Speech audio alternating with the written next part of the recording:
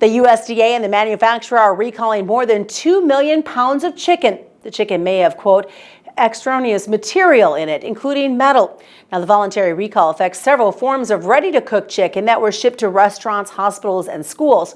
The good news, no chicken sold in stores is included in the recall. The products were produced by Simon's Prepared Foods Incorporated, which is based in Arkansas.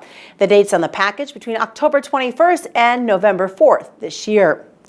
Well, corn growers and ethanol manufacturers are increasingly frustrated with blending waivers as oil refiners deflate the domestic biofuel market, while those groups continue to negotiate with the White House for a solution to the challenge. The industry is looking at foreign buyers as a way to make up for lost sales. Trade groups are looking south of the border for more business. The U.S. Grains Council and the American Coalition for Ethanol have been working with Mexican officials to promote the use of a 10% ethanol blend in Mexico. They're hosting workshops on the topic and are using them to target Mexico's gas station owners, petroleum equipment retailers, as well as the nation's ag and energy leaders. Well, there's a new National Pork Board report that looks into the short-term and long-term needs of protein in China. Now, it also talks about how U.S. pork producers can position themselves to fill the need.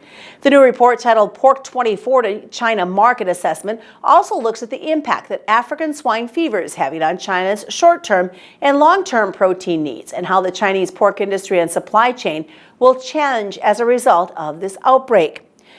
Norman Basek is the Pork Board's Vice President of International Marketing, and say that pork is a critical part of the Chinese diet, and per capita consumption estimated to be nearly 88 pounds per person every year. The report will help exporters position U.S. pork as a supplier of choice. That's a look to your news. I'm Susan Littlefield on the Rural Radio Network.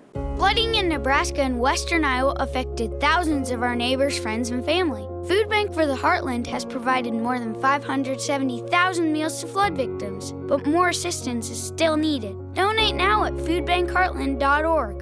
Flooding in Nebraska and western Iowa affected thousands of our neighbors, friends, and family. Food Bank for the Heartland has provided more than 570,000 meals to flood victims, but more assistance is still needed. Donate now at foodbankheartland.org.